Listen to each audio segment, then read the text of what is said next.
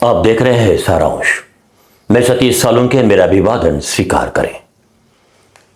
मेरे फॉलोअर्स, दर्शक और मेरे मित्रों ने मुझसे गुजारिश की कि मैं एक आधा वीडियो हिंदी भाषा में बनाऊं।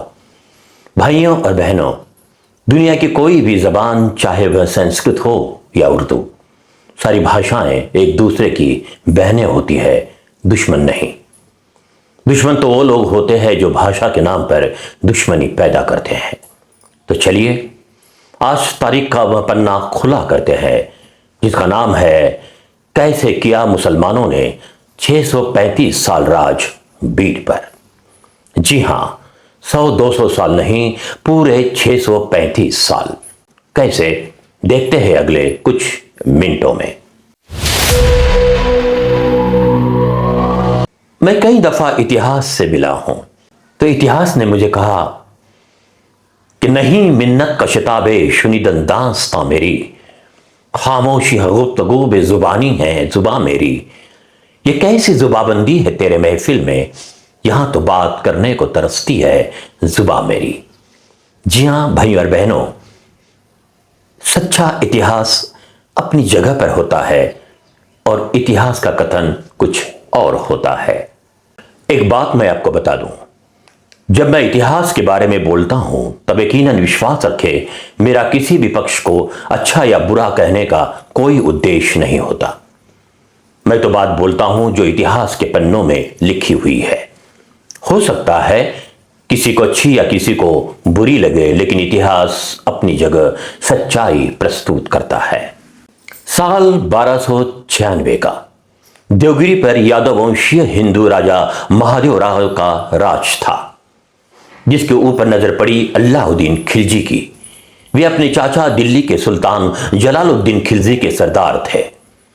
इसी साल अल्लाउद्दीन खिलजी ने देवगिरी पर आक्रमण कर रामदेव राय यादव को पराभूत किया, देवगिरी को लूटा और रामदेव राय यादव से खंडनी वसूली। रामदेव राय की मृत्यु के पश्चात उनके पुत्र शंकर देव यादव ने देवगिरी की गद्दी संभाली। शंकर देव ने अल्लाउद्दीन खिलजी को खंडनी देने से मना किया। अल्लाउद्दीन खिलजी ने 1307 में उनके सेनापति मलिक काफूर को देवगिरी पर आक्रमण करने के लिए भेज दिया। मलिक काफूर ने हमला कर शंकर देव यादव की हत्या की। शंकर देव यादव के उपरांत उनका बहनोई हरपाल देव यादव ने राज संभाला। उन्होंने भी खंडनी देने से इनकार कर दिया। मलिक काफूर ने दोबारा सन 1313 में देवगिरी पर हमला कर हरपाल देव की हत्या की और हिंदू धर्मीय यादव वंश को देवगिरी सल्तनत से पूरी तरह खत्म कर देवगिरी पर खिलजी सल्तनत का परचम फहराया सन 1313 में। फारसी किताब खजाइन उल फुतूह में लिखा है कि यह घटना दक्खन के इस्लाम के आगाज का पहला कदम था। खिलजी सल्तनत के आखिरी शासक नसीरुद्दीन पर हमला कर गियासुद्दीन तुगलक ने 22 अगस्त 1320 में देवगिरी पर कब्जा कर अपने बेटे मोहम्मद बिन तुगलक को देवगिरी का सुल्तान बनाया। ये वही तुगलक सुल्तान थे जिन्होंने दिल्ली की बजाय देवगिरी को राजधानी बनाया था। मोहम्मद बिन तुगलक, जिनका असली नाम था फखरुद्दीन जुना खान उलुग खान, मोहम्मद बिन तुगलक ने देवगिरी का नाम बदलकर दौलताबाद रखा। मोहम्मद बिन तुगलक और बीड़ का गहरा रिश्ता रहा है। बीड़ का नाम बदलकर भीड़ यह नाम तुगलक ने ही रखा। देवगिरी से वारंगल की लड़ाई को जाते समय तुगलक बीड़ से गए। इसी दरमियान बीड़ का नाम उन्होंने भीड़ रखा था। अपनी भारी भरकम फौज के रास्ते में आई बिंदुसरा नदी का बहाव उन्होंने बदल दिया। जो पहले बीड़ के पश्चिम दिशा से बहता था, उन्होंने इस बहाव की दिशा बदलकर पूरब की ओर धकेला, जहां से आज भी यह नदी बहती है। विशेष बात है कि बीड़ की आवाम जिसे छोटा पुल कहती है, उसका निर्माण भी मोहम्मद बिन तुगलक ने ही करवाया। सबसे महत्वपूर्ण बात है कि जब आज हम जिसे पेटबीर कहते हैं। यह बस्ती केवल व्यापार और उद्योग को बढ़ावा देने के लिए तुगलक के आदेश से सरदार महबूब खान ने इस व्यापारगंज को बसाया था। आज भी महबूबगंज इलाका मौजूद है। वारंगल की लड़ाई से लौटते समय तुगलक के उनकी फौज की छावनी कुछ समय के लिए नेकनूर में थी। क्या आप जानते हैं कि दिल्ली सल्तनत के सुल्तान मोहम्मद बिन तुगलक के शरीर का हिस्सा बीड जिले में दफनाया गया है? जी हां, यह सच है। नेकनूर की छावनी में तुगलक का दांत किसी अज्ञात रोग के कारण गिर पड़ा। इस दांत की कब्र नेकनूर के समीप करजनी गांव की पहाड़ी पर आज भी मौजूद है, जिसे महाराष्ट्र सरकार के पुरातत्व विभाग ने संरक्षित किया है। छावनी में तुगलक जब सुबह उठे तब उन्होंने पश्चिम की ओर देखा, जहां पर सूरज की किरणें गिरी हुई थी। तो उन्होंने कहा कि वाह, क्या मंजरे सुबह है, जिसके कारण मांजर सुंभा ये नाम गिर पड़ा। उन्होंने निनगूर का नाम बदलकर नेकनूर नाम रखा। मोहम्मद बिन तुगलक के मौत के बाद अमीर उमराव ने तुगलक सल्तनत के विरोध में मोर्चा खोला और तुगलक सल्तनत को परास्त कर देवगिरी पर मतलब दौलताबाद पर बहमनी सल्तनत की बुनियाद डाली। बहमनी सल्तनत के समय बीड में कई महत्वपूर्ण घटनाएं घटी। ज्ञात रहे कि तारीख के हर पन्ने में दौलताबाद के बाद कीमती शहर था बीड, जिसका मुख्य कारण था कि दौलताबाद से दक्षिण भारत में जाने का एकमात्र रास्ता बीड से ही गुजरता था। और यही कारण था कि हर सल्तनत को बीड पर राज करना बहुत जरूरी था। हर सल्तनत बीड पर राज करना चाहती थी। बीड की वह जमीन है जिस पर बहमनियों ने आपस में खूनी लड़ाइयां लड़ी। इतिहास के पन्ने बताते हैं कि बहमनी सल्तनत के समय बीड इंतहाई अहम का इलाका था। हसन खान बहमनी और उनके सरदार हबीबुल्लाह के साथ मिलकर उन्होंने बीड पर अपने भाई हुमायूं शाह बहमनी पर जोरदार हमला किया।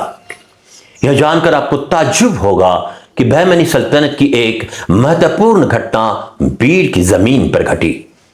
हसन शाह बहमनी की सुल्तान होने की ताजपोशी, जी हां, हसन शाह बहमनी की सुल्तान होने की ताजपोशी बीड के ही जमीन पर हुई, जिसे मराठी में राज्याभिषेक कहा जाता है।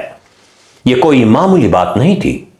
इस बात का पता बीदर को हुमायूं शाह बहमनी को लगा, तब उन्होंने अपनी पूरी सेना के साथ बीड पर हमला किया, जिसमें हबीबुल्लाह मारा गया और भाई सुल्तान हसन शाह को बंदी बनाकर उन्होंने भूखे शेर के सामने उसे डाला। कंकालेश्वर मंदिर के आसपास जो कब्रें दिखती है, ये बहमनियों के लड़ाई में मारे गए सरदारों की है। इस लड़ाई में सरदारों के बीवियों को भी नहीं बख्शा गया।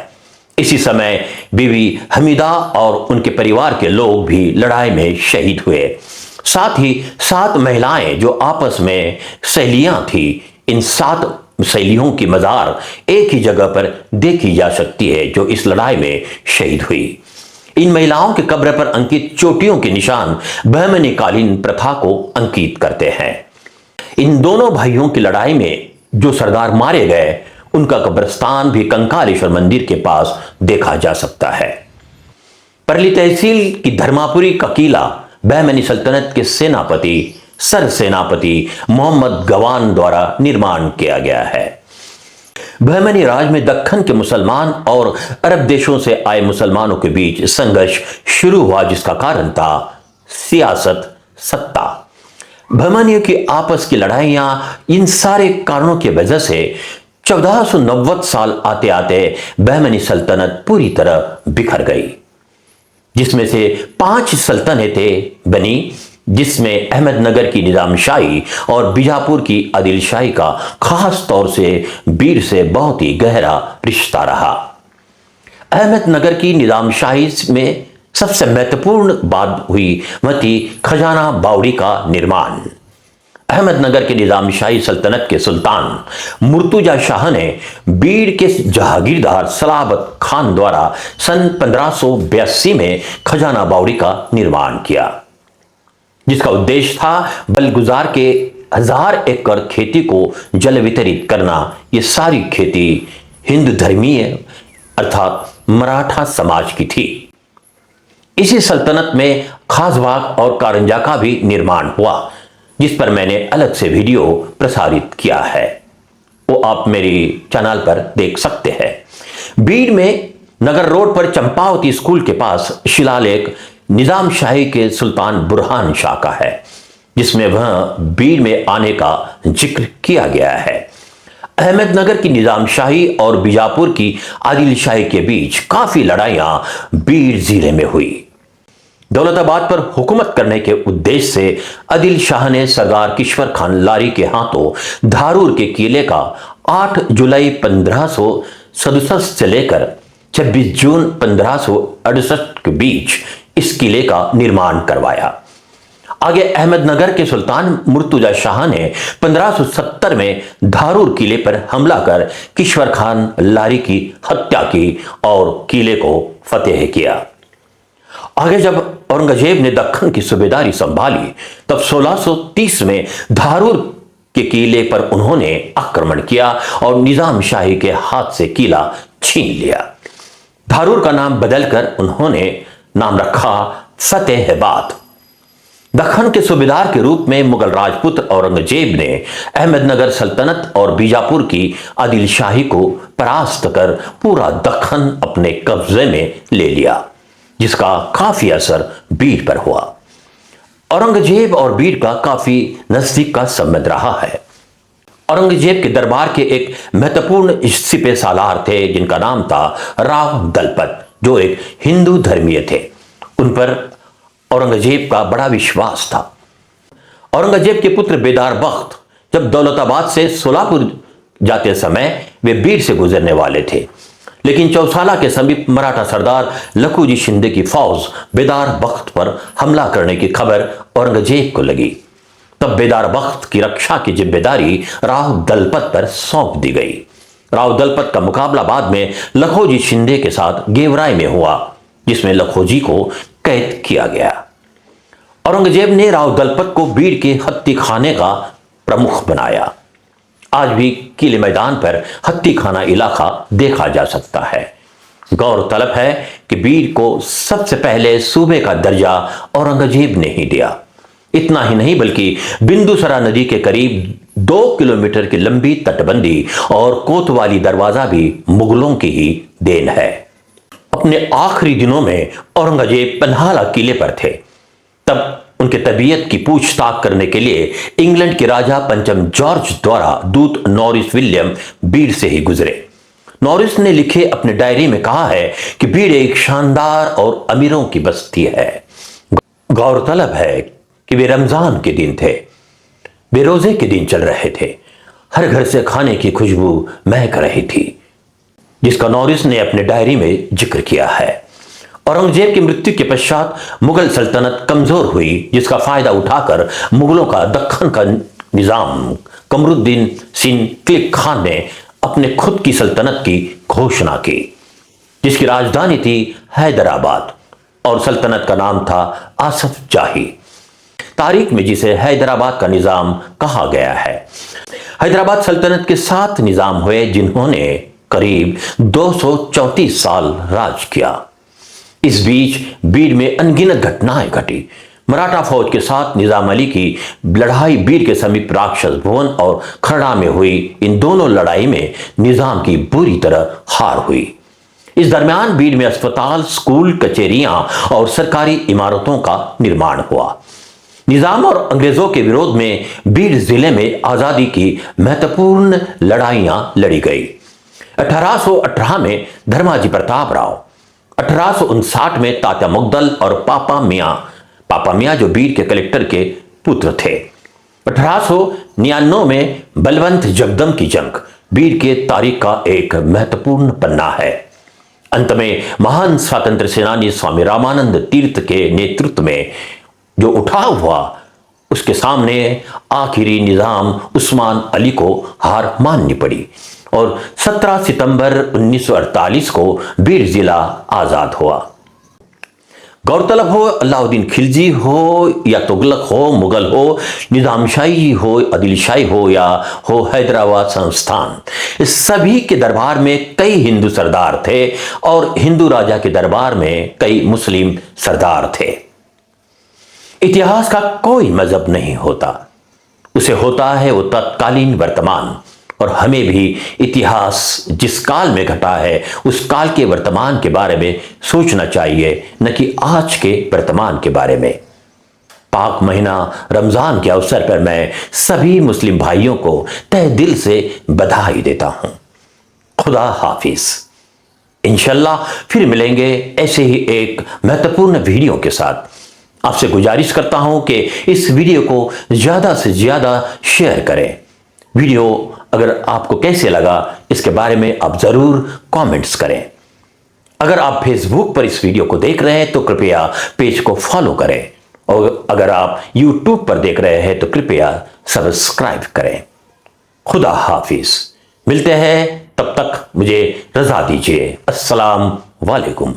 राम राम, जय भीम। देखते रहिए सारांश।